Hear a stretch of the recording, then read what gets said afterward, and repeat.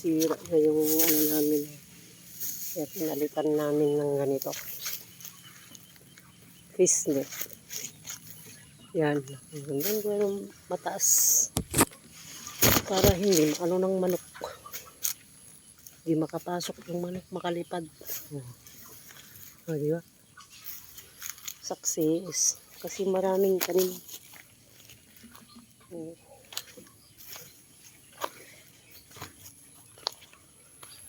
Ayan. Ang palaya. Yung kalamansi. Tignan nyo yung kalamansi. So, ang lalaki ng bunga. Maliit pa yan. So, tapos, may tanim kami dito na sili. Sili. Namatay. Wala, dumit ka na tayo. Ito yung sili tayo ni. Namatay ang 3. Sili. Tapos, may mga sitaw kami dito. Sitaw. Yan. Lagyan namin ng ganito kasi kapag ano yung manok kinakain lahat. Kaya ganyan. Hanggang ano siya, lumaki. Tapos ito, patola. Tanim din ako dito ng talong. Talong yan. Hanggang doon. Diba?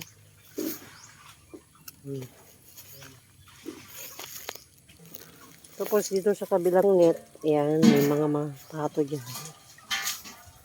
Ayan. Pato.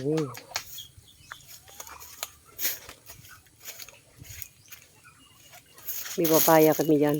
Malalaki yung bunga. Masok ako dito. Sa ano, may patuhan. Yung okra. Hindi kinakain ng ano, pato. Ayan, maraming bunga. Kahit ano yan, hindi nila kinakain. Ayaw nila. Yung ducks.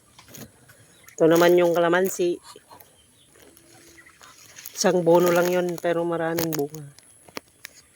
Nagano ako, nagmarkot ako dyan.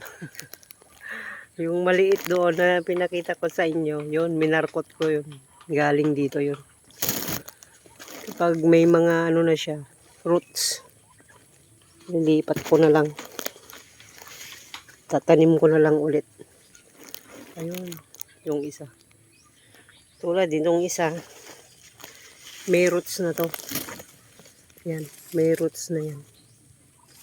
Lalaki na yung roots. Yun o.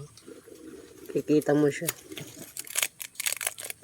Kaya ano, tanim ko sa uyan. Ito yung bunga ng ano. Oh. Lady finger. Oh.